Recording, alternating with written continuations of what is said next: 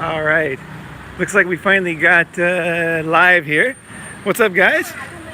Ronan Man. We're gonna little announcement on the summit, and thought I would go live. And anybody has any questions, I will do my best to answer them. Let's see how this goes. Let's see how this goes. I tried a couple times to get online, and for some reason it wasn't letting me. So now it looks like I'm online. So freaking all good. I'll wait for you guys to get on. What's up, man? Let's see. I got, let me get my glasses here. In the sun. I'm trying to get to a little quieter place. So I can hear, I can hear you, I can see fine, but maybe you guys can hear better if I get to a little quieter place. Let's see here.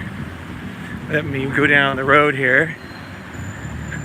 I am super fucking stoked that the responses I'm getting, like everybody's fucking excited. Like, so got a ton of emails, ton of questions. So I thought probably the best way to do this, because Japan is not an easy place for, you know, first time people to go.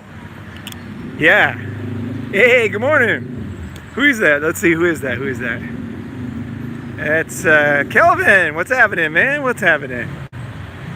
Let's see, and Mig Toe, hello, hey, how's it going? Kelvin Son, I wish you were here, man. I wish you'd be able to come to this one. This is, it's going to be very, this one will be different than the other ones, definitely. It's going to be a very different vibe. There's going to be, because I'm going to be also on vacation.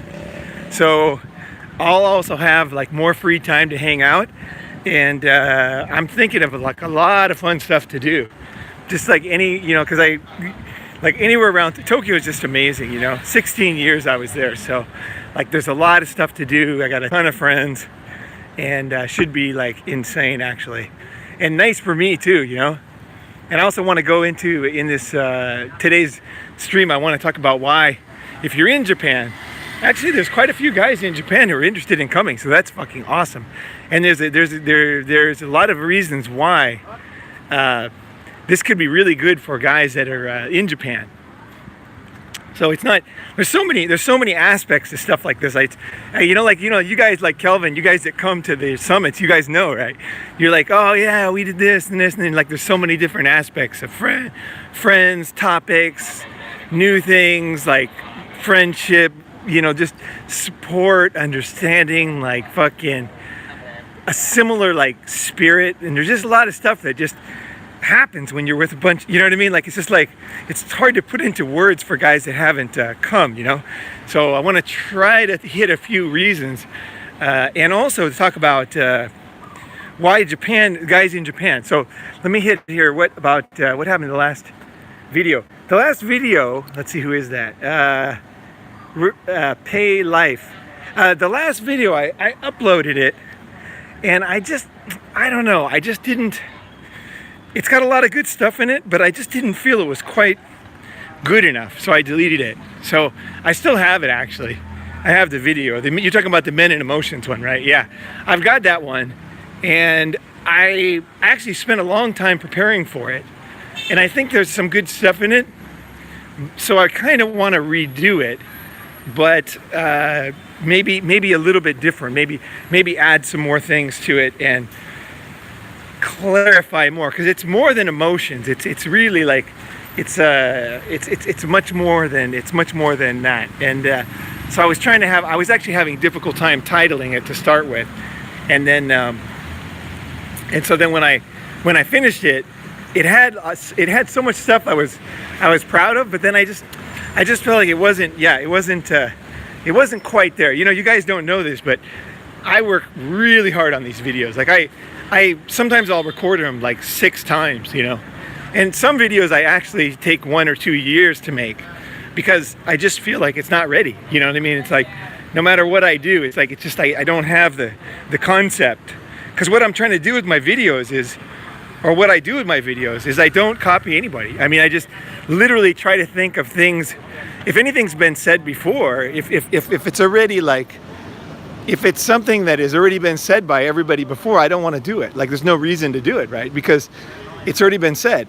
The time that I really feel like a video needs to be made is when I see like a topic and I feel something's missing, like it's not being understood and it's important, right? And I'm like, wait a second, everybody's kind of repeating this topic over and over, but they're not getting it. Like they're not the angle that they haven't encapsulated it yet, you know. And I want to nail that. And I actually have a topic here that I was going to do.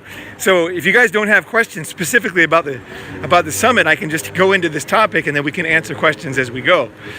So I was thinking the other day about, you know, when I was a young guy, right, and I was looking around the world, and I got a lot of questions. There's a lot of guys on here that are young, you know, and it's like, you know, they're looking around and they're like trying to figure life out, right? You know, trying to get talk to other guys, get experiences, look around the world, make the best decisions, right, for whatever it is, you know. And I was thinking to myself, like, why is this so hard to figure out? Like, why is it so hard for a guy to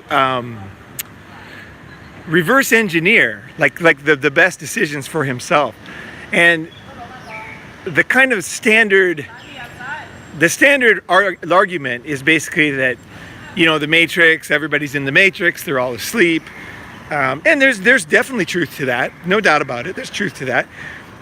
And other people will say that why is it so hard to figure out? And I would say that a lot of guys would say, well, because people are not honest, right? They don't tell the truth, right? So it's difficult to, you know, like to discern as a young guy, like did this even work? Like, was marriage even a fucking good idea?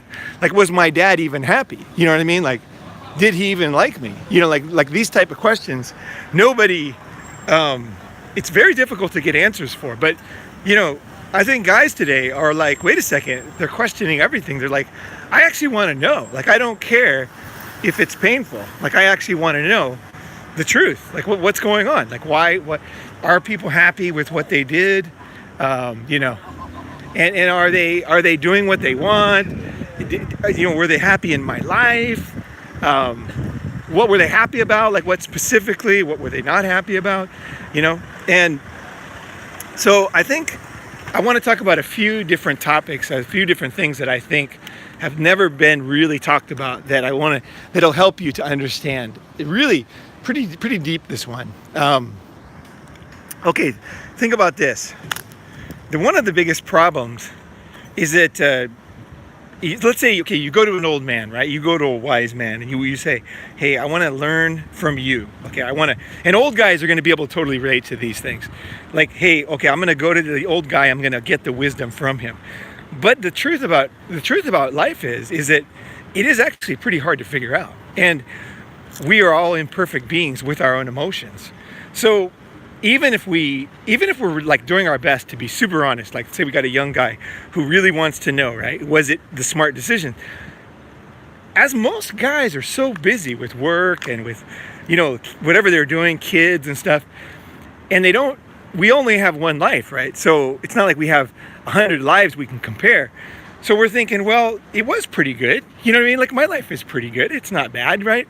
It was a good life, right? You know, it must have been pretty good. Like, you know, like I guess it's okay. I guess I recommend it, I guess, right? But of course, we all have limited experiences, right?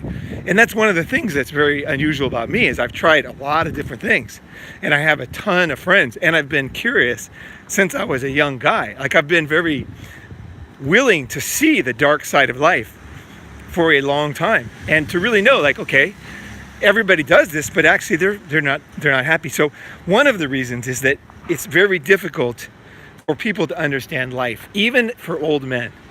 Really, it's tough for them to tell you what they really think because they don't even fucking know. Like, most old guys, they don't have that many, you know, like, they don't really know that much about women. They don't, even though they're old, they don't really know that much about different careers. They don't, you know, they haven't traveled that much. Like, they could be really good people. They could be like good friends. They could be, you know, some of the most influential people in your life. They could be absolutely upstanding, awesome guys. But that doesn't mean they know. That doesn't mean they can answer your questions, right?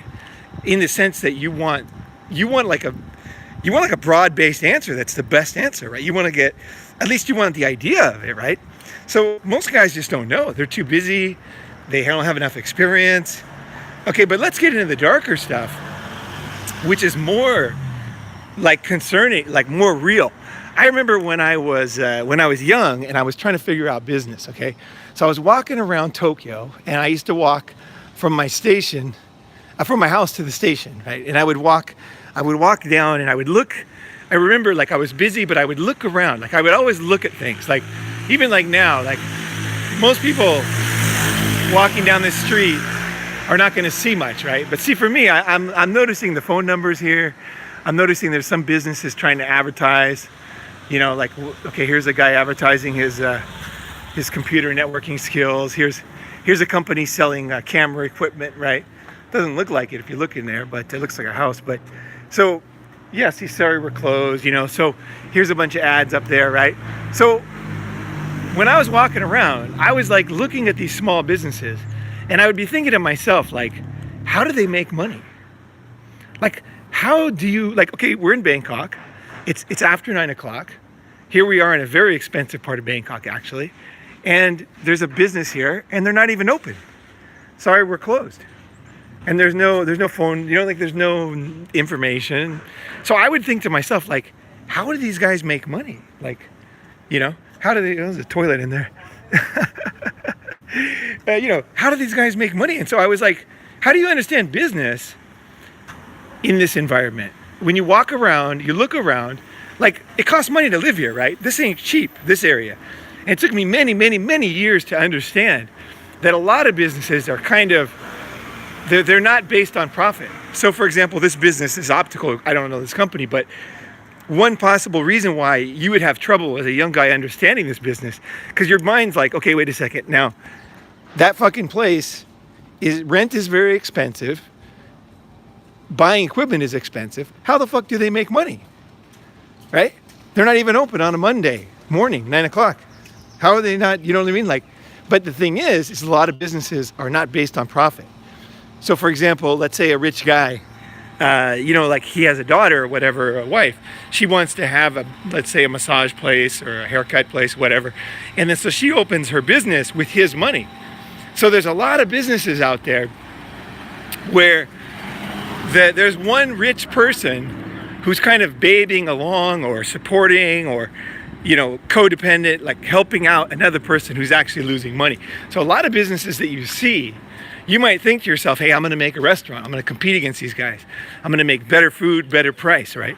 But what you don't realize is you're competing against somebody who doesn't need to make a profit, because they get money from somebody else. So they're like, they don't, you can't beat them.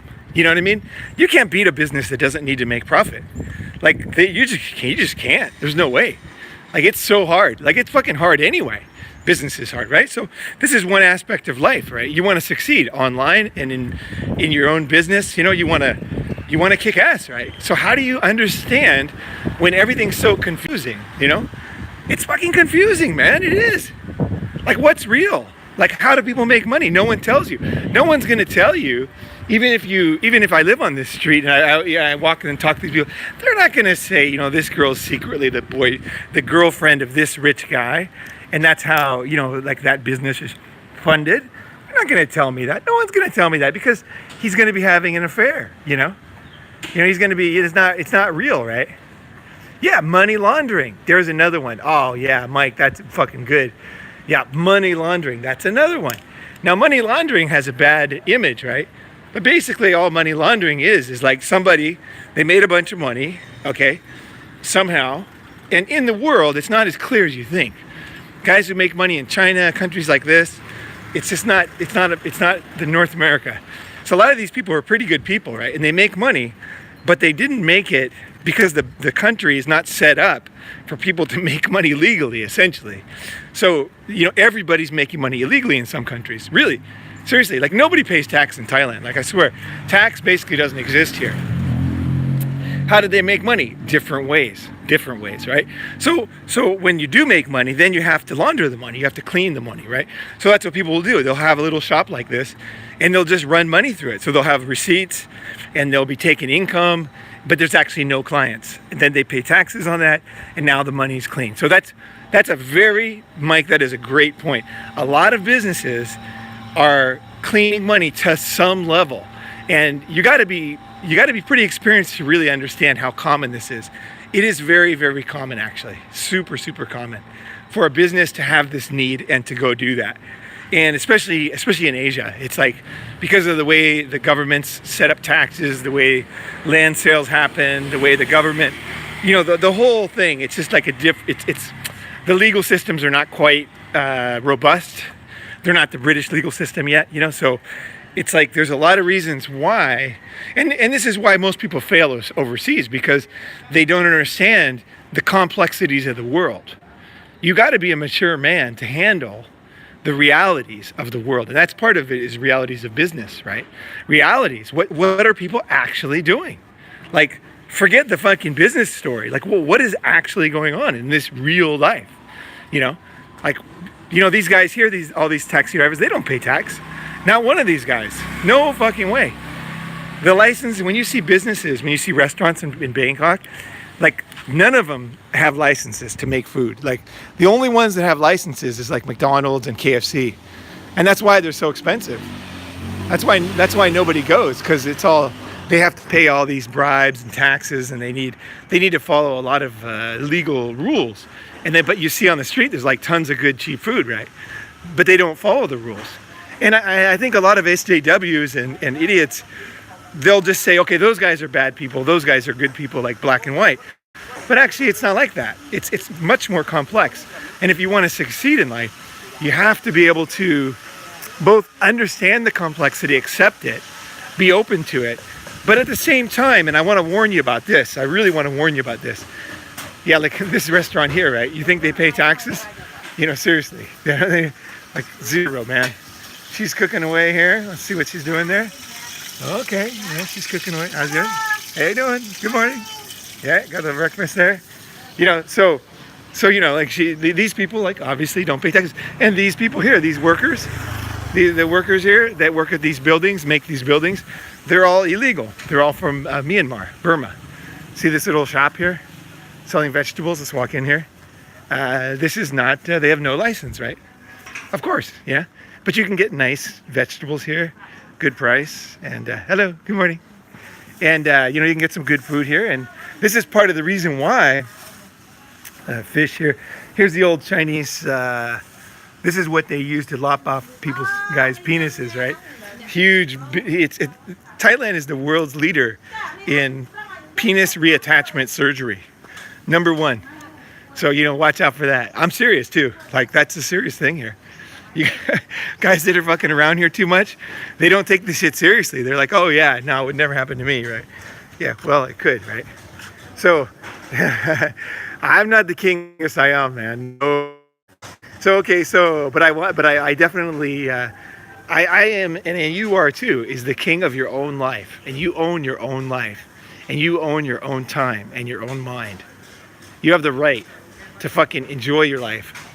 Fuck the SJWs, fuck society. You have a right to go out and kick total ass. Okay, Phuket has great weather at Christmas. Oh yeah, for sure. Joking. Yeah, sure. Yeah, good. So it looks like they got some furniture here. Yeah, not paying a lot of tax there. So okay, so that's one reason, is that laws, is that there's a complexity to interaction that you have to appreciate. And I was going to say, you really need to, there's one thing that I've seen that's a very big problem. A lot of guys would listen to what I'm saying now, and they would think in their minds, I'm not saying this, but this was what they would think. They would think, oh, he's saying that money laundering is okay. He's saying that, not paying taxes is okay. He's saying that, essentially that there's no right and wrong in life and all that. I'm not saying any of that. I'm saying that in the world, okay, you need to adjust to different places with a mature mind. And at the same time, you need some wisdom. So let me tell you some wisdom right here. A lot of Westerners, when they hear this kind of stuff about Asia, They come to Asia and start a business, and the first thing they do is they say, okay, here, supposedly you can just bribe people and you can just, pay people under the table and do this and that. Of course, there's definitely truth to that. So they go and they start to flow money around because they think there's some kind of Tony Soprano in a movie. So they think, oh, I'm going to do this. I won't wait around. I'll get the license. I'll get everything done. I'll be done. I'll be good. But what they don't understand is the reason why I never have ever paid bribes. And it's a very hard way to go, actually, to have a business and not pay under the table. But the reason why I've never done it is because I know that the long-term effect of that is you're completely fucked. Because once you sign up for that, okay, so like one of my friends, he had a factory down in southern China. There was one road to the factory. He had 4,000 girls working there. And he had to pay a bribe to drive the truck down to his factory. So every time he went in, every time he went back, he had to pay a bribe. And they kept upping the bribe. Finally, he said to the guy, he said, look, if you guys up the bribe anymore, I'm going to close the factory because I can't afford it. I'm not making any money. And the guy didn't believe him. He closed the factory. That was back in like 98. And that factory, I heard, is still closed today because it's in real countryside in Shenzhen.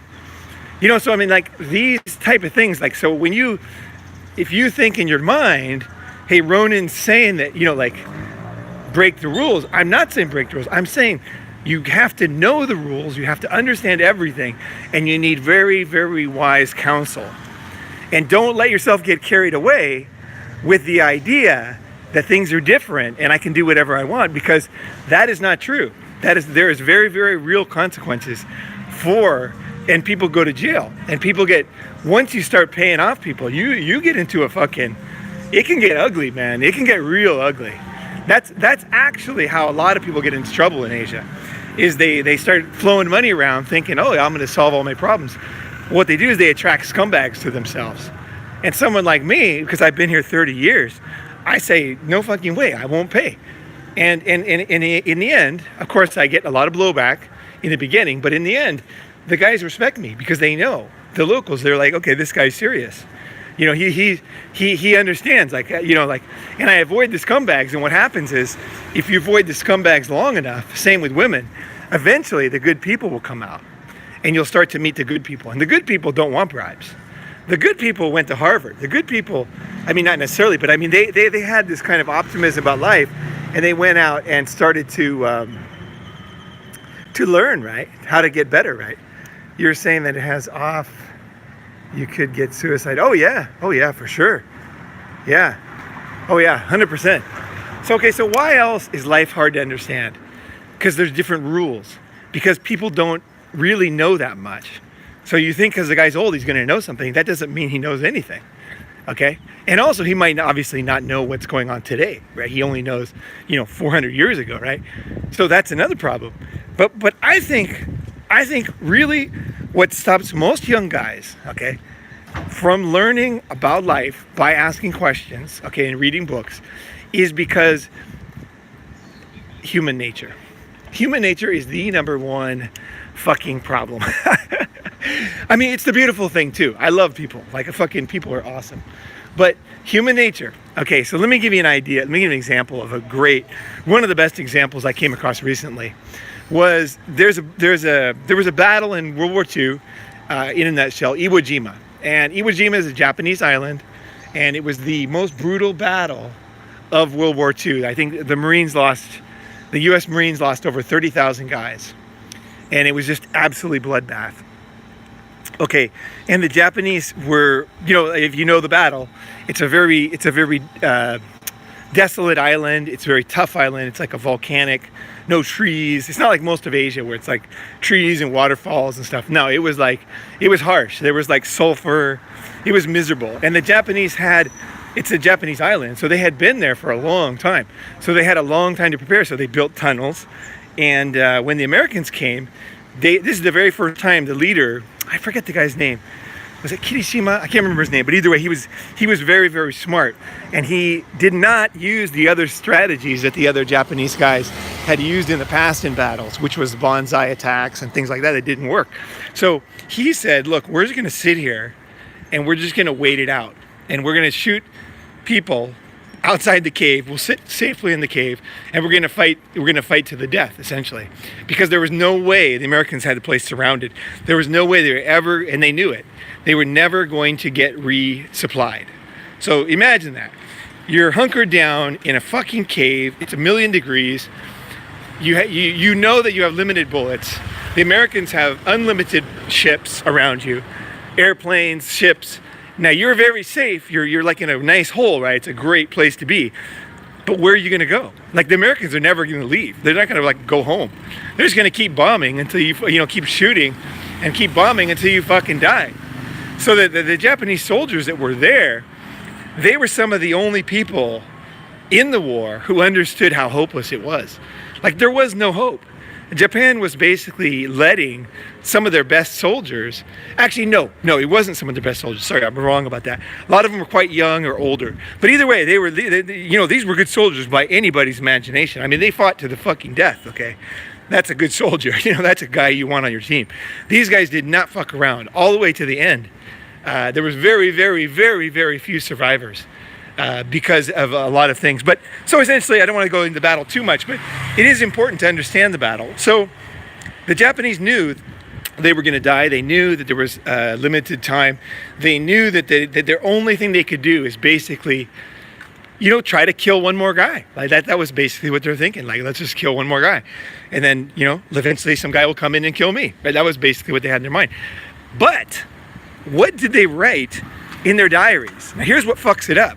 Here's why nobody understood this till now. I'm telling you something very few people know right now. I'm breaking information on you right here. Okay, so what they did was, they're Japanese soldiers, they wrote letters home. Now, what did they write in the letters? You would think, okay, just look at this from the outside. You're a young guy. You're learning, Gabe, one of the guys who comes to a lot of stuff and a fucking awesome guy. Gabe's like, hey, I think I should join the military. My family's in the military, right? Everybody's, I think that will make me, I think this will be the thing I need, right? This will be a good thing for me as a man, right? Leadership, everything, right? I'm gonna be in the military. And if you read everything online, they're going to say, yeah, that's a lot of guys are going to say, yeah, you go to the military, you're going to get this, you're going to get that. How do you know what decision to make? This is what got me thinking about was Gabe's question. And so I thought about it. So then I saw this documentary. Okay, let me go back. So the guys, what did they do? They wrote letters, diaries, and they wrote letters home. The letters were actually, we only know now for the first time that the letters were lies.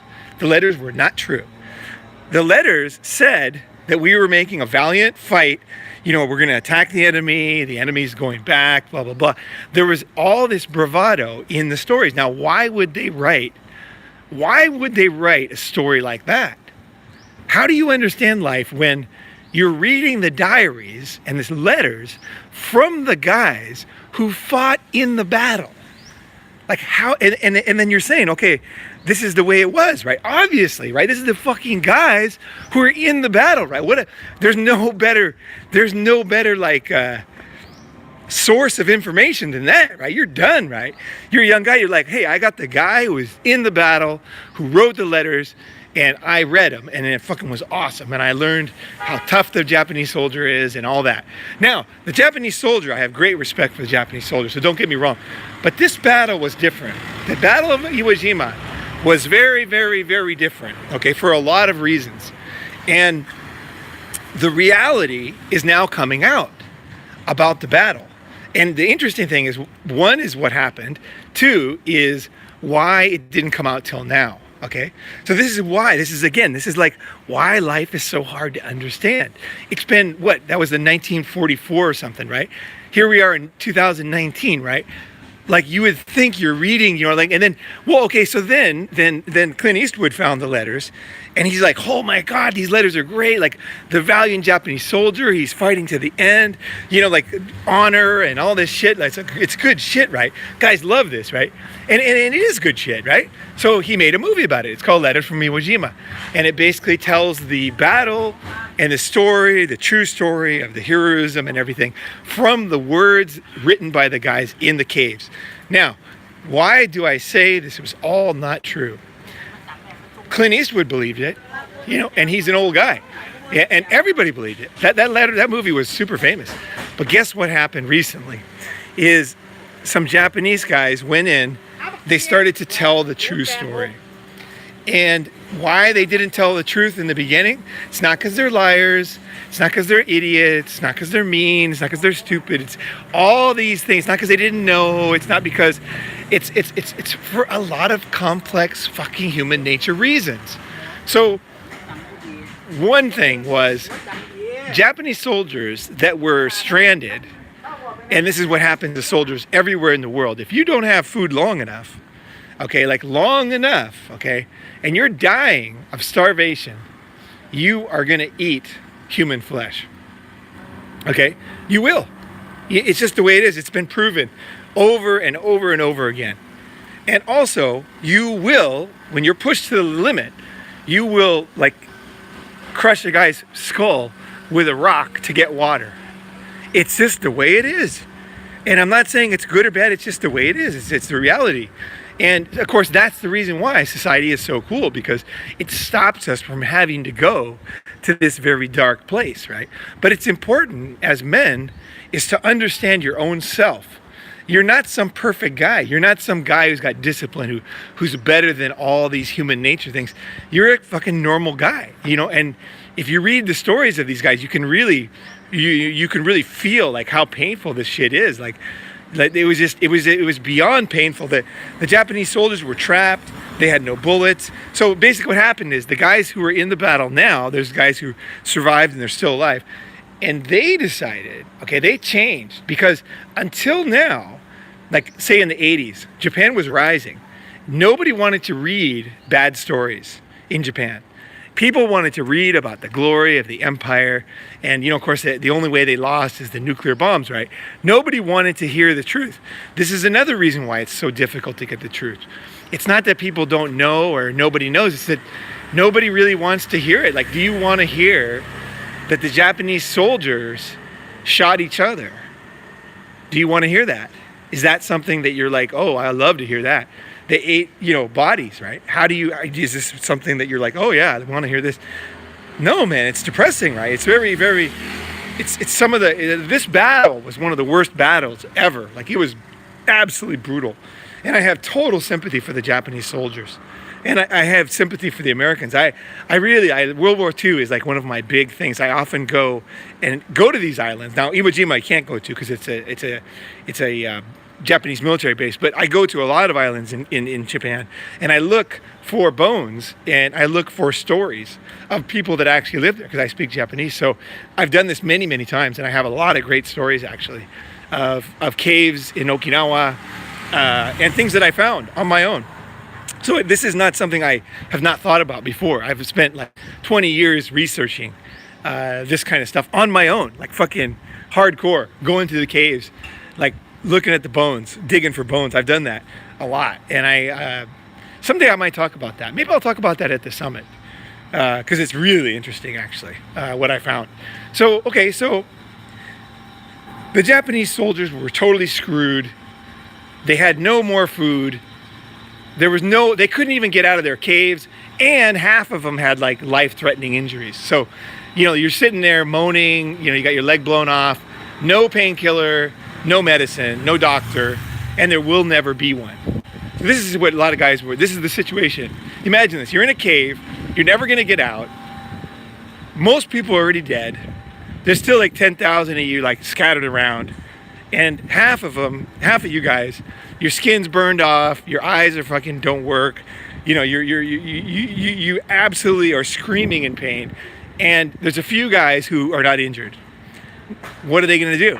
Well, they basically decided that injured people should not get food and not get water, because you got to save it. There was very, very few, you know what I mean? So it's like, you know, so basically what they did is they told the guys who were injured, they said, look, here's a bullet, you know, see if you guys can stand in a line and get two guys with one, you know. This is the kind of thing that went on. And the soldiers now, the Japanese soldiers that tell these stories, and I will post this link in the comment box, because it's really important. I won't put it in the description because YouTube doesn't like that, but I'll put it in the comment box if you look for it. It's absolutely fabulous documentary, a very, very, very, very fucking brave men, not brave like some woman who cuts her hair. I'm talking like bravery, like insane. Not only were these guys that told these stories some of the bravest soldiers in history, but now they are fighting against a Japan that doesn't even want to know their real history. They don't even want, nobody really wants to know. But the reason why they're doing it is because the guys are saying, hey, the soldiers, these guys that now, it's their final thing on earth. They're like 80 something years old. They're like, someone needs to know the fucking truth about what happened and about, the realities of this shit.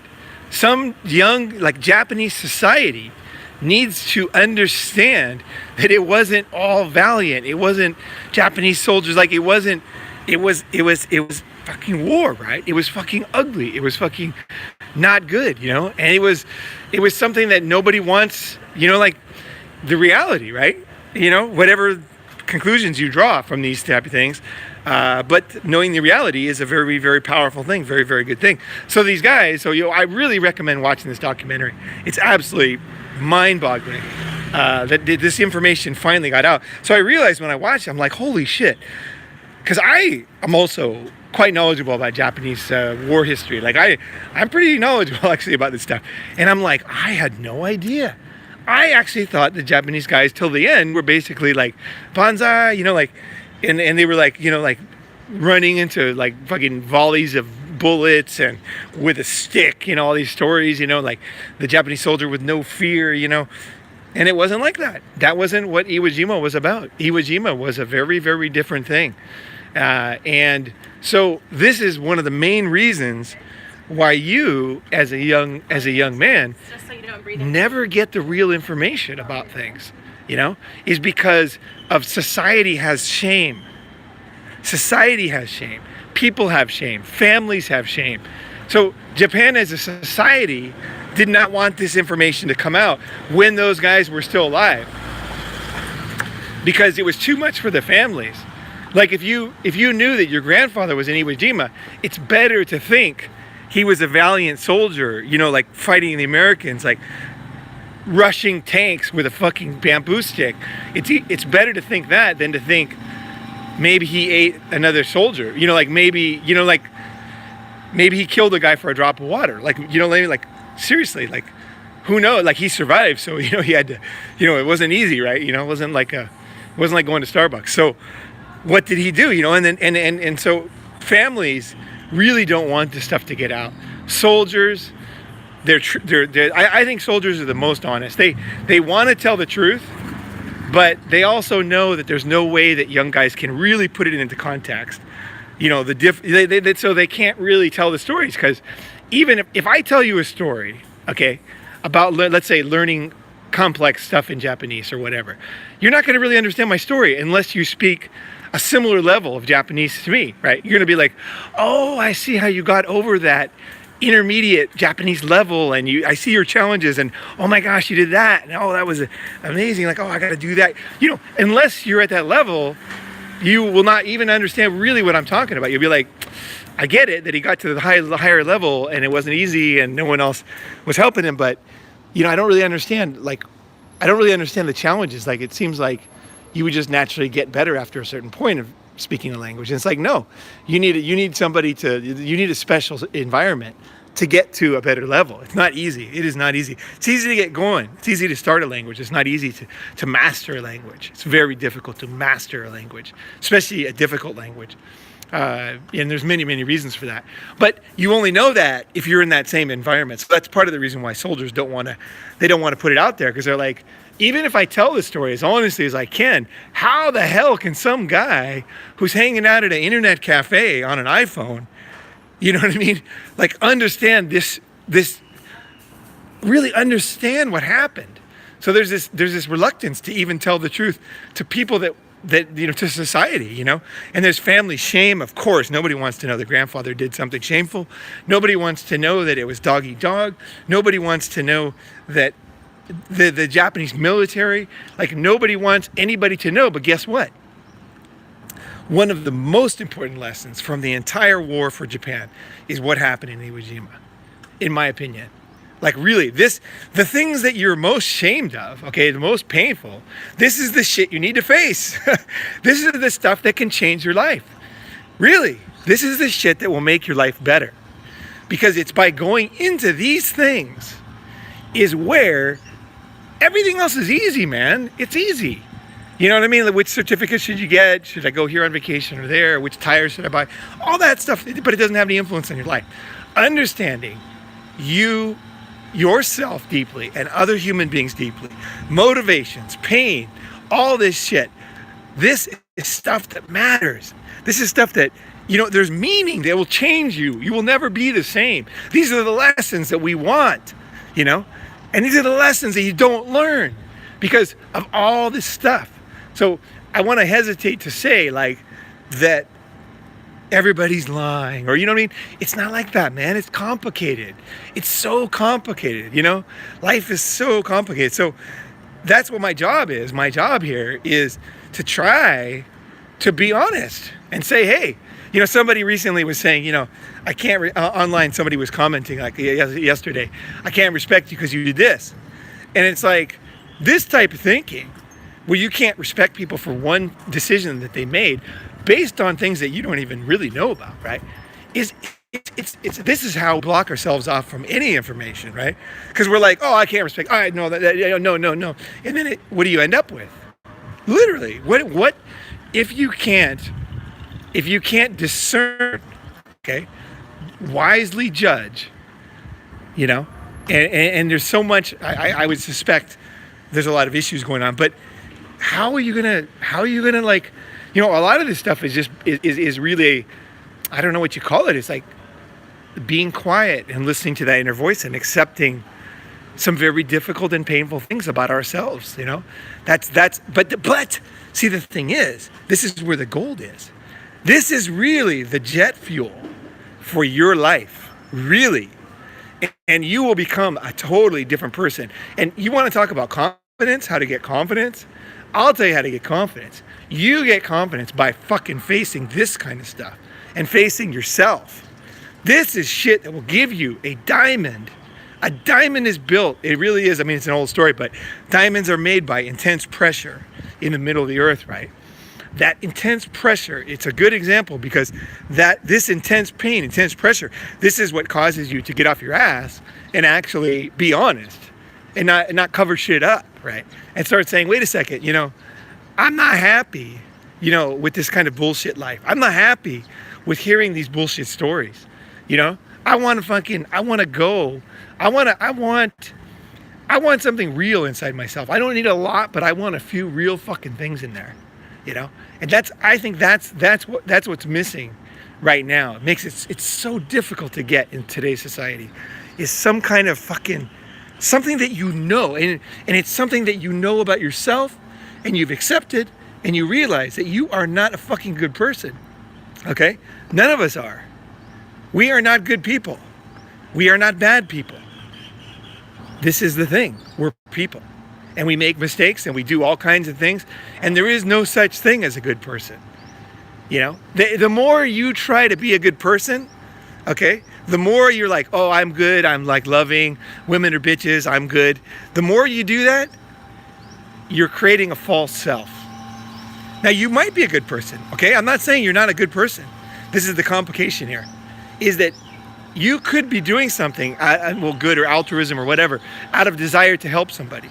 I'm not saying everybody's not good.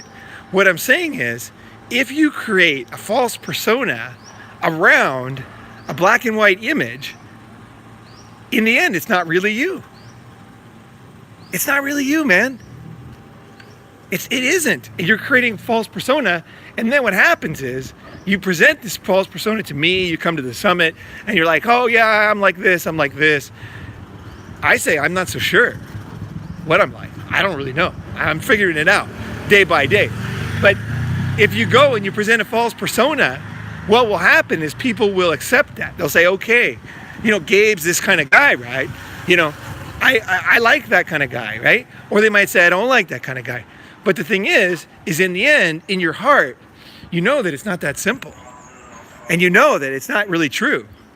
you're not really a good person. Like you do good things, right? You care, you're trying your best, but it doesn't mean it doesn't make a blanket statement, you know, like the things that you did wrong, the things you regret, the things that you're ashamed about.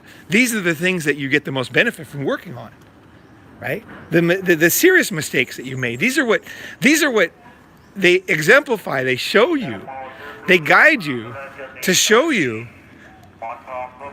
the things that you can't see about yourself. And this is what opens and cracks open the whole fucking thing.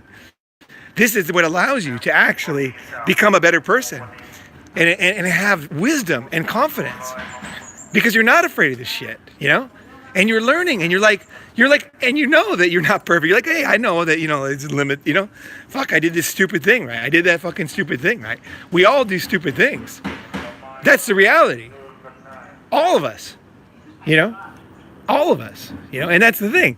That's part of the thing. So either way, so I was thinking that was kind of like my topic for today. So why life is so freaking hard to understand. It's because everybody you meet is just like you. That's the problem. So they're not going to tell the truth, right? They're not going to tell the truth about something they did that they're embarrassed of, right? They're too embarrassed about it, right? They did something. They're embarrassed. They're embarrassed because they know that it shows a man with a small heart, or a mean streak, or a cheap side, right? And they like can't show that. So they have to like they have to go on and on about how, you know, they're not like that and women are like that, and it's like create this narrative where they are good and other people are bad. And I'm not saying that this is not a step in the journey. We all have to go through the journey, and I know that I've taken many steps as I've come along the way, and they all have been necessary for me to see myself, to really change, to really grow, you know. So they're all necessary. And I think that accepting yourself, part of accepting yourself as a real person, is accepting the fake shit that you got and just laughing at it. It's like, yeah, you know, it's like, you know, almost like making fun of yourself. Like, not even really sure if you're ready to change it. You're just like, yeah, I still do this fucking stupid thing. You know, what are you gonna do? You know, I tell everybody I don't, but I still do it. So, you know, that's the beginning right there, that kind of stuff, right? And then as you practice with these small issues, eventually you'll come across the big issues in life. And we talked about confidence in the last summit, and we're gonna talk about confidence more in the next one. But this is one of the key things, is that you're not a lying, covering up, weak, fake person who's pretending to be strong. This is what makes most people weak. They can't face things. They don't know things. They surround themselves by other people full of shit, and then everybody's just like a fucking. It's like the Western town, right? In the old Hollywood movies, they had like the saloon was just like a cardboard cutout, right? It was like plywood, and then the horse was like a fucking plywood, right? And then and people in the background were just like cut out things. There was like a fake dog and things like that in the background, right? They'd move the camera so you couldn't notice, but it's like that's your life, you know? That's what most people's lives is like. It's like a fucking old Western town with fucking cut out cardboard fucking plywood figures and everything propped up, and then everybody in your life is like, yeah, you know, I know I have this, and then they surround themselves with friends that are like that. And then, of course, what happens? You don't challenge your friends. Why not? You don't challenge your friends because you don't challenge yourself. How are you going to challenge them? You know, they could fucking attack you with a million things, right? And you're like, so this is what you create. You create a family, you create friends, you create a life, a business, of all this stuff that you can't face, surrounded by people that can't face their shit. And then you're like, oh, I want to change. This is why, man. It's not the Matrix, you guys. People aren't doing it to us. It's inside ourselves. This is where the freedom comes. You can't change the world, man. I can't make this concrete fly, you know? But I can change myself. And that makes the big change in my life.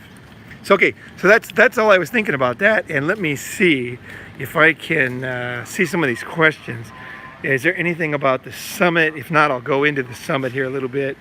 I'm going to live on streets, homeless somewhere in world when I get out of Europe. Yeah, traveling around. Yeah, try something, you know. Why not? Let's see here. Their love is pragmatic. Yeah, pragmatic, right? Pragmatic is one of the biggest excuses. Let's see here. Okay, I love this example. Thanks, man. Thanks. Yeah, that Iwo Jima one is fucking great for me too. Authoritarian women, and this one is about ourselves. That's the thing. This one's more about ourselves. Why stuff with the? Let's see here. Some of these I can't. You know what? I got my glasses on and I'm sitting here looking at it. I literally can't read some of the questions. Like it's too. I don't know if it's the screen on my phone. Let me get to a darker place here, and I'll see if I can read them maybe. Let's see here. Shoot, I thought I was going to be able to read everything. Let's see here. Oh, thanks, man. Thanks, David. Okay. Let's see here. San Francisco opening left. Okay, it looks like I'm not going to be able to go through these, but I will be able to see when I used to be that live questions would disappear when you upload it, when you finish the video, but they don't anymore. They're going to be all here. So I'll read through every single question, and I'll put it in the comment box below. I want to give you a quick reason why. Let's say you live in Japan, right? You're like, why should I go to the summit? Well, one is an opportunity to meet people like usual. You know, you get to meet other guys with similar thinking. That is gold right there, okay? It's not just me, it's everybody else. The guys that are here, there's a different variety of guys, okay? There is no MGTOW definition. Some guy's not going to come with, you check his blood and DNA, and it's going to be MGTOW in there, right? It's going to be a bunch of guys trying to fucking figure shit out. And it's a lot of open-minded guys. And I will say this, the kind of guys who come are my kind of guys. And that's why I keep doing it. You know, I attract people that have a similar thinking as I have. And they see things similar. And to me, this is fucking gold, right? I mean, this is like what it's at, you know. It's so hard to find people like that. It's really hard. I really respect you guys. I love to fucking meet you guys. Okay, I can't wait for the next one. And I'll tell you something else. The guys that I meet, when I meet you, like when I meet, let's say, Zoran the second time, he's going to be a different person. Because you start thinking about all this shit, and you're not the same person that you are at the very first one, right? You start changing. You start realizing these guys are not full of shit. These guys are actually getting shit done. Like, I got to do shit. You know, I'm not going to do the same thing I was doing. I can't go back to the summit and say, you know, I did the exact same thing I was working on last time. You know, I got to try it. I got to try. Maybe I will. Maybe that will be my honesty. But I'm going to fucking try to change, right? And one of our John in Japan is going to speak at the event. And John is going to tell his story. And his story is not as pretty as you think. It's a rough story, and I've really got him to really be super honest. And you're going to hear a man talking about some very difficult things, you know, and from his perspective. So, you know, there's going to be a lot of good people coming. The next thing is, let's say you're in Japan. So this is just like a practical thing. Say you're in Japan, and you're like, why should I go to the summit, right? Because a lot of guys, they come because the Japan's awesome, the traveling is great, you know, I'm gonna fucking, you know what I mean, you get to see a lot of new stuff. Like, I'm gonna take you around, you guys are gonna see tons of cool shit. Like, trust me, you're getting like the local hardcore best of Japan from Ronin. Like, really, I'm gonna do my best. It's much more hands-on than the last one, because the last one I lived here, you know, I had a place, you know what I mean? This one is much more like together. We're gonna do stuff. Probably we'll end up going different cities and doing stuff afterwards. All kinds of possibilities. But I'm gonna warn you, you gotta be fucking cool. Like, cool, uncool guys, no one's gonna wanna hang out with you, okay? You gotta be doing your best. You gotta fucking be trying, right? You got to be fucking, it's not easy sometimes. Things are tough in life, right? You know, facing these things, talking these things, changing, it's fucking not easy. But basically, after the summit, a lot of guys hang out. I'll say that. And they learn a lot after the summit, you know? And it's like, just Japan in itself is like a wonderful thing to see. It really is. Japan is a wonderful place. I can't tell you, it changed my life. Japan was a very important part. And I'll tell you from my perspective why. So you don't have to like waste all the time thinking about reading all these fucking bullshit blogs about Japan. I actually, you know, I actually have my own deep understanding of what's going on there based on a lot of experience. So that's the other thing. But let's just say, guys, let's say you're teaching English in Japan and you're thinking, why should I go? $400, right? Why should I go? The main reason, I'll tell you, one of the reasons I'm going to say, and this won't apply to most guys, but guys who are in Japan, is that I'm going to tell you that I think Japan changed a lot in the last few decades. When I first went to Japan, it was a positive place. There was a lot of money teaching English. It was fucking awesome. I made $200 an hour with no tax teaching English at this company called Bug. It was funny. It was they would get bugs out of computers, and like it was insane. And the girls wanted to fuck me. You know, it was like insane. So that period is over. Japan is a tough place now, as you know. Incomes are going down. Place is getting older. When I got there, the whole population was like 20 years younger than now. Like, it's amazing. Like, basically Japan aged at the same rate I did, which is crazy, you know, for a country to do that. So they've gotten older. It's gotten tougher. Business is not as good. A lot of the businesses have gone basically essentially bankrupt, right? There's so many zombie companies. There's not the opportunity that you would have had in the old Japan. And there's not the optimism. There's not the youth. The girls were very, very, it was like Japan's sexual revolution. It was a fucking exciting time, like the 1960s. That's over. A lot of the girls dress very conservative. I want to let you know that this is a new Japan you're coming to. It's still totally fucking awesome and actually has some benefits actually too. But that being said, it's a different place. So if you're in Japan, here's what happens to a lot of guys. Okay, so you're, and this is real life, guys. So real life is, you're listening to this thing, right? And you're like, fuck yeah, I want to travel. I want to go somewhere. I want to go do some new stuff. So then you say, I'm going to do it. You come to Japan, you love it. You get a job, you stay. And then after, like, say, a decade or 15 years, you start to realize that you've changed and you need different things now. And Japan's changed. And you're like, but now I'm like a Japan expert. How do I change? What do I do next? What? If I go back to the States, I don't have anything, no friends, no business. Like, my experience in Japan doesn't count that much. You know, it doesn't go, you can't put it on a resume the same way you can put American experience in America on, or British experience in Britain. People just don't trust overseas experience that much when it comes to job interviews. So a lot of guys are kind of trapped, even though Japan's awesome and China's awesome, Thailand's awesome, but a lot of guys, they stay a long time, they get trapped because they change and their needs change. So one of the things that I've been able to do that has just really been powerful for me is I can go to a country, I can live there until it changes, and then I can go to a new country and totally reinvent myself in a powerful way using all the experience and all of the knowledge that I got from the last place. And I can take that in a briefcase. And then it's like you open it up, you know, all that valuable knowledge to start businesses, to knowledge about visas, knowledge about people, knowledge about international affairs. You know, I got an offer recently, was a killer offer. I got this offer to be it's called an expert witness in China, because I speak Chinese and I had a business there. $600 an hour to be for big corporations. They basically, they sue people in China because it's a long story. There's a lot of lawsuits in China, and not all bad actually. Some of the reason is because the Chinese courts are pretty efficient. So more and more corporations are choosing to sue in China instead of suing in New York. It's faster.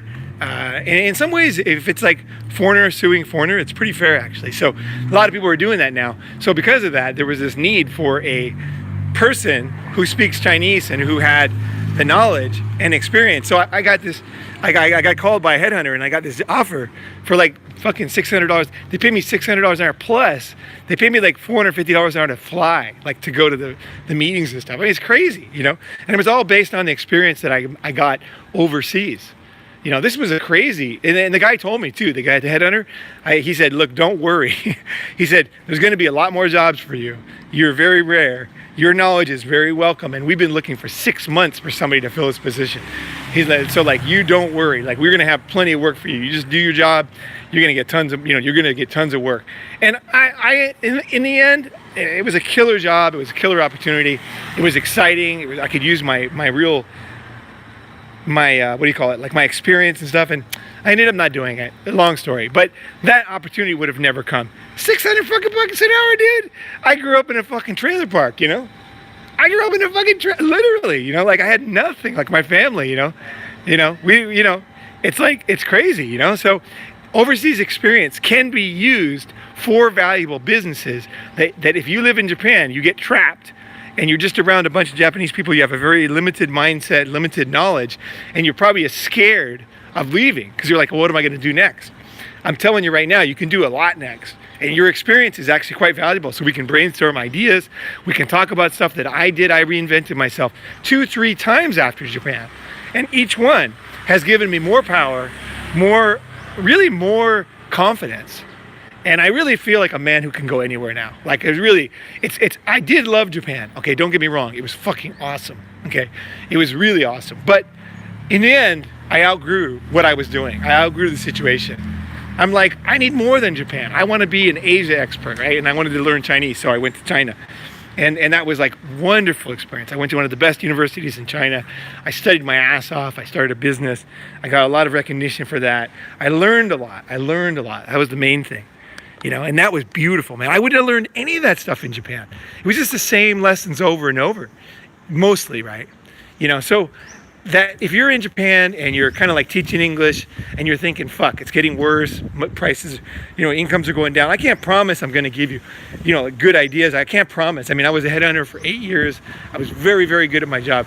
I will do, whenever I consult someone, if you join Unblackmailable or at the summits, I do my fucking best. Okay, I take all the knowledge I have and I try to really put it out to you as honestly as I can. And you can ask any question.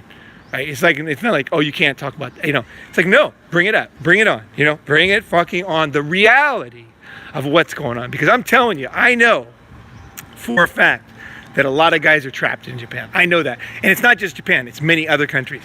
So that's the trick for me. It's to follow your dreams, to do what you want, but to remember that you need shit. You need your shit on wheels, like a suitcase that has wheels on it.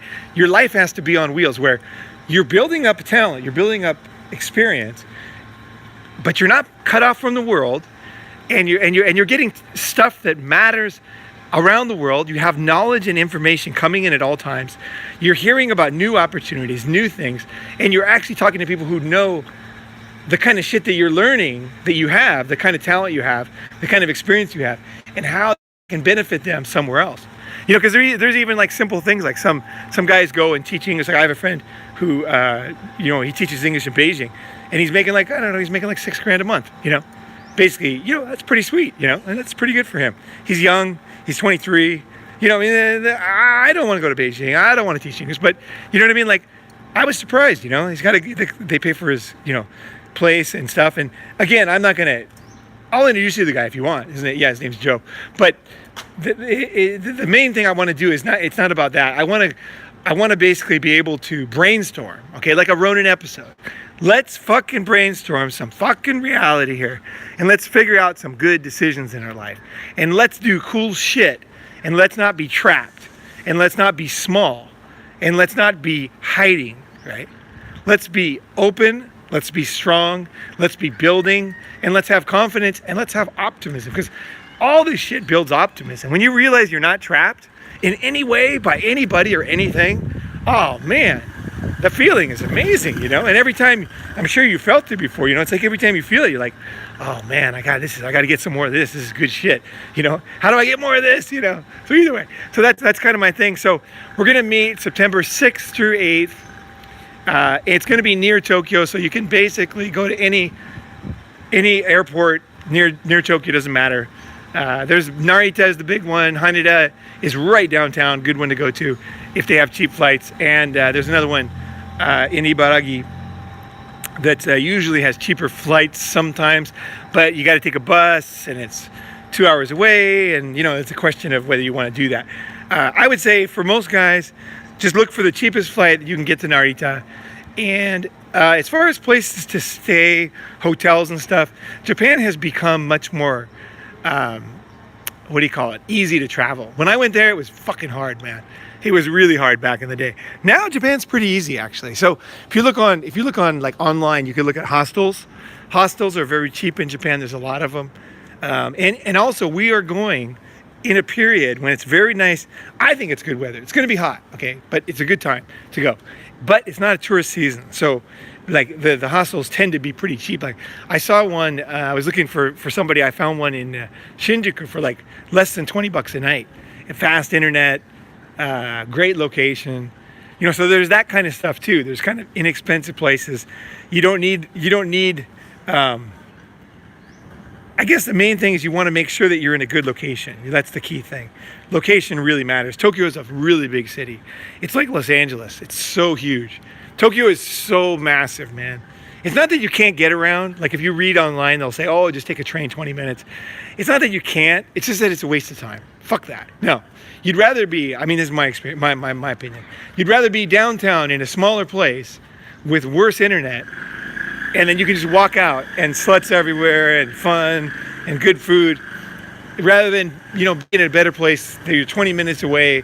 The train stops at like 12 o'clock at night, so you can't get home, and the taxi's, $100. I just don't think that kind of stuff is worth it.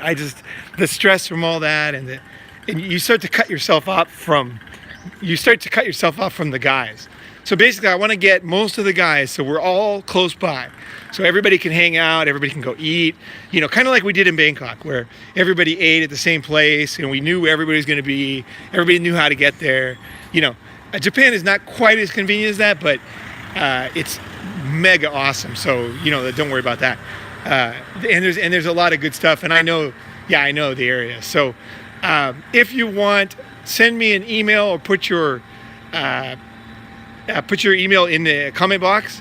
If I don't see it, go to Twitter, go to Facebook, whatever, because I'm going to be doing a lot of stuff, guys. So, give me a break, And next summit, I want to have somebody to help me, because it's like too many details. I get lost. But I will answer, and what I'll do is I'll send you a PayPal link to register.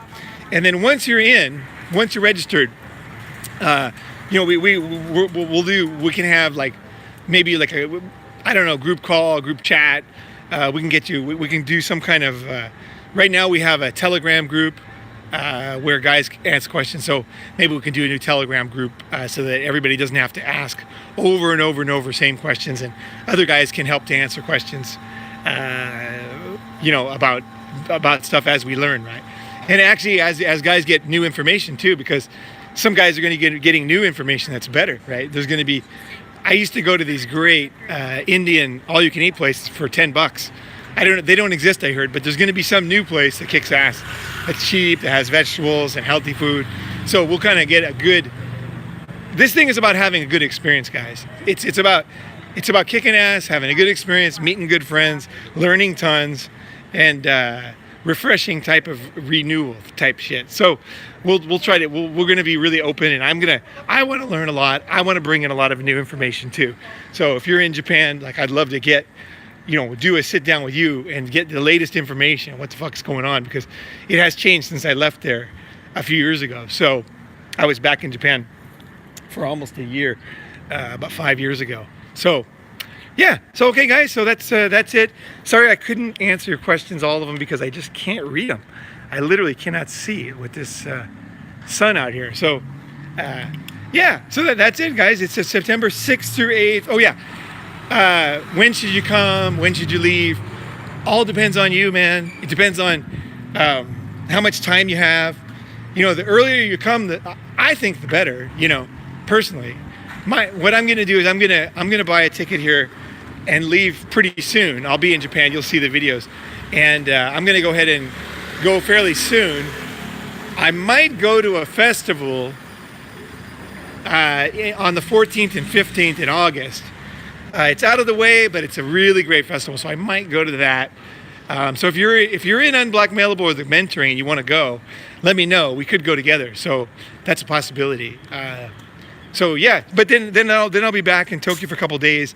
I'll be up in Nagano, way in the north, for 2 weeks, and then I'll be back. And then the event is going to be near Tokyo, and I'm not sure where it's going to be, to be honest. I try to keep things very, very. Nothing's going to be online, okay? There's going to be nobody, we've done, I don't know how many we've done now. This is like the 5th one, I think. Nobody has had their anonymity broken. no doxing. It's been cool guys, and the reason why is because I'm careful, right? So I want to make sure that we keep everybody protected, everybody's cool, everybody's anonymous, and they can talk about stuff that you really want to talk about, right? You don't feel like, oh, I can't say anything because I know, you know what I mean? Someone's going to find, No, that's not the deal. So let's see what else here. What other questions? I guess why Japan? Like for one thing, Japan is, I don't know, man. Japan's a special place. It's a place that very few people actually really go, and if they do go, it's usually on a business trip. They don't really understand the place. I was a very strange guy in Japan. I never had a job, except for the very first 8 months when I got fired for boning all the chicks. But besides that, I basically was free. So I spent 16 years seeing the nooks and crannies, hitchhiking, seeing like, I mean, really, like, you know me, like, look at how I walk around. Like, this is how I walked around Japan for 16 fucking years. And because of that, a lot of it, like, even Japanese people often ask to come with me on the weekends because I know so many things that nobody knows, like underwater caves, things that we can do that are just insane, right? Like if we there's so many fucking options. So I'm gonna look how many guys are there, how everybody's feeling, if anybody's not feeling good, or I'm gonna look at all the things and we'll make sure that we have a great event, no matter who comes, no matter how many guys, and no matter what situation everybody's in, is we'll make sure everybody's included and we're having a fucking great time. And there are so many options. That's the awesome thing about Japan, is there's so many fucking things to do and places to go. It's like there's a million options. So as I see the situation unfold, I'll be able to tell you guys, hey, we can do this, because we could even do something where we go to different cities.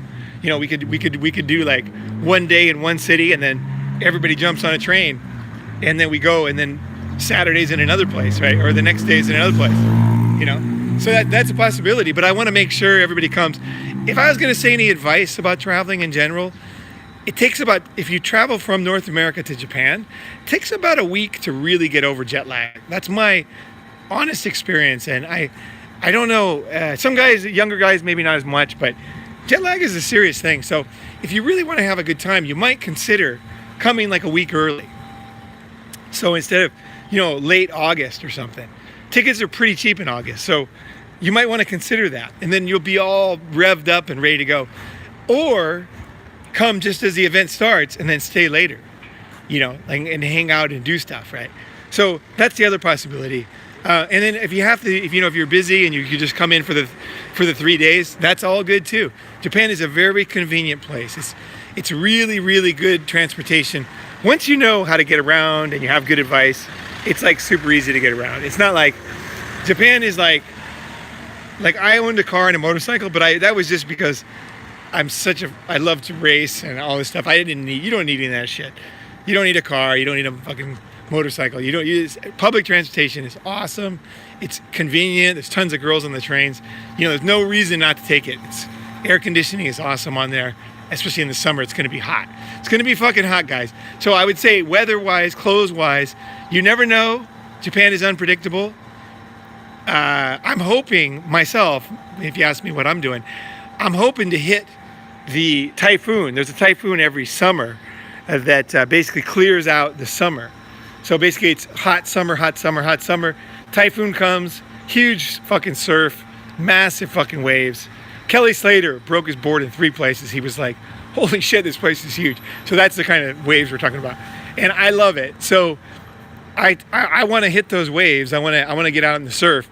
And then I want to, then fall comes. Now fall can be like summer, a few days, but basically fall is pretty damn nice. It's like a really magical time in Japan where it's sunny, it's not rainy, it's not summer is like wet heat, and then fall suddenly turns into nice air where it's like perfect. It's basically like some days in fucking September, it's like LA or something. It's like, whoa, perfect. And it's especially perfect when you're eating some good food, there's some cutie pie there, like you're just like, fuck, this is awesome. I remember I used to surf, and like in Japan I was just like, sometimes I felt like the luckiest guy in the world. Like seriously, sometimes I still feel like that. Sometimes I literally feel like I must be the luckiest guy on the fucking planet. So either way, so that's it. That's the Japan Summit. It's $398, and the reason why it's a little more is because I just got to plan stuff. I don't know what's going to come up. There's going to be shit coming up, so I want to make sure that we're okay and we can figure stuff out. We got to make sure that everything's kind of we can do it, we can make it happen. If things change, we can make adjustments. And I will say, oh yeah, one last thing. Online, there's a lot of old blogs that say Japan's like the most expensive country in the world and blah, blah, blah. It is if you're buying land, but actually, if you're Ronin, it actually is not that expensive. So you don't need to spend a lot of money in Japan. You don't need to, like I often had like fantastic, all you can eat meals for like literally $10. Now, I don't know if they still exist. I heard that a lot of them went bankrupt, but we're going to find good, cheap food. And there's a place called the 99 yen shop, that has really great vegetables, mango. You get a mango for fucking 85 cents. You can get peanuts. You can get low-fat, huge tub of like a pint of high-quality, low-fat yogurt or non-fat yogurt. You can get like, say a cabbage for 85 cents, things like that at the 99 shop. It's pretty amazing, right? So I'll show you the beauty of the Japanese 99 shop, and they tend to be in good areas too.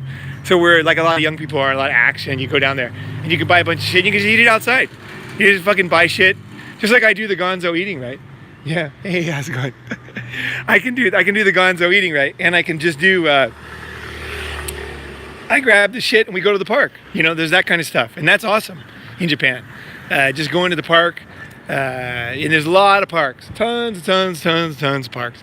Especially in the summer, it's nice because it's not raining, it's not snowing, and if you like surf, if you like girls, if you like Asia, and good food, I know there's a large variety of guys who come. Like some guys are very, very wealthy. So for you guys, I can definitely guide you guys to go to the cool hotels that are make sense. And the good restaurants that you'll actually get something creative and interesting, right? Not some bullshit, expensive fucking hand job, pissing horse statue, kind of golden pissing horse statue type place. No, but like real good fucking food where people actually know how to cook. And this is why I will say is the final thing I'll say is that Japanese food is great. And there's only 2 countries in the world that they really care about food. There's only 2, in my opinion. France and Japan. These are the 2 countries that care the most. They really do. They fucking care, man. I had a French friend who was dating my friend, and he was a pastry chef. And he just finished school, like one of the best schools in Paris. And he was in Japan. I met him. We were out digging these bamboo things up when the bamboo season, baby bamboo out. And we were in the mountain and stuff when we were talking, and he said, I said, what do you do? He says, I am the pastry chef, and I'm like, that's great. Japanese love pastries, I'm sure it's easy to get a job. He says, no. Basically, the situation I don't want to do his accent because he's a good friend, but I like to fuck around. He can make fun of my accent, it's fine. But either way, so he said, well, no, the thing is, he said basically what he said was that French learn how to make the best tasting pastries in the world, but they don't learn how to make them beautiful the same way the level the Japanese do. And he basically said, like, the Japanese chefs can not only make it as good as him, but they can make it more beautiful. So that's why he had trouble getting the job. His were a little bit sloppy compared to what the Japanese chefs were doing. And I was like, oh my God, that's so Japan. Like, that's so hilarious, right? We're talking about a fucking professional fucking pastry chef who just finished one of the best schools, and he's like, they do it better than me. He was really honest. I love that. I love fucking guys that are honest. And we laughed about it. And I'm sure he finally got a job. But, it's like life is hilarious. So Japanese, they care about food. You're not going to be getting food poisoning and shit like that. It's the food is creative. It's good. Everything is good. Like, I mean, even like if you want to have the best Korean barbecues, fuck Korea, dude. Go to Japan. 100%. 1,000,000%. The Japanese Korean barbecue is way better than the one in Korea. And we can go down, if you guys want to go down, we can go down to the Korean barbecue place. I know it's super cheap and insanely good. Right in Koreatown. So we can go all this kind of shit. We're going to have a great time. And I look forward to meeting you guys. If anybody wants to join, talk to me first. like full-on conversation, deep shit. It's a good way to get started before the event. Join Unblackmailable, the link's below. And I mean that because as we talk deep stuff before I meet you, that actually helps a lot because my mind starts to, you know, I can put things into like, you know, I can do my research. I can kind of like understand more about you, you know, and then we can go into the deeper level, right? And it just kind of works when you're in person. It works. It really does work. There's something special about it. There's something special about it. And there's something good about getting that shit blueprinted out first, getting it all blueprinted, you know, you're like, okay, I know what's going on. Okay, I know I got these, I'm working on, you know, and then you kind of like, then the details are easier to kind of, it's a learning process, really. Changing is really a learning process. And, you know, all this stuff ain't easy, right? It ain't like 15 minutes, ABC, you know, YouTube video, you're gonna fucking, it's all gonna fit in place, man. You're gonna be kicking ass. Fuck those guys. All right, guys, so Running Man signing off. I will go back and read the comments. Very sorry I couldn't read all the questions. I'm sure there were some great ones, so I will go back and read them. I'm gonna go finish my workout and fucking work out. Today's Monday, so I'm hammering it out. That's the other thing. If you guys are with me, you guys are gonna see my workout. You're gonna see me eat. You're gonna learn a lot of stuff. I learn from you, so it's awesome. That is awesome too, because I've noticed the quality guys that come are just insane. Exact opposite of what society would tell you who would come to an event like this. The quality of guys that come is insane. Like seriously. And the variety of guys, like, oh man, you guys are gonna be blown away. You're gonna be blown away. The different type of guys that come, it's like, whoa, no way. And you have this like feeling for them, you know, you're like, no way. Like there's a guy who's like, they came to one of the events. How old was that guy? You guys remember? It was like 2 summits ago. I can't remember the guy's name. He was so cool. He was the coolest guy at the event. He was so funny. And he was like, the dude was like 80, man. And he had like these running shoes on, and he's like, he's all fucking running. We're sitting there waiting in the morning to go to do a meeting, right? And then he's walking down the street. You see him bouncing around. You know, he's like, he smiles, he waves at us. You know, he's like 80, and he had so much to give. He was so positive. Fuck, that was not what I expected. You know, an 80-year-old guy to come and just be so fucking, just nailing life. You know, like I was like, whoa, and willing, like open, like he was listening. You know. So a lot of different kind of guys come. All right. So Running Man signing off. I better get my food and everything. And hope you guys have a fucking great day, for real. So let's see here. I'm gonna cut it off. You're live. I know I'm live. Yeah. Let's see here.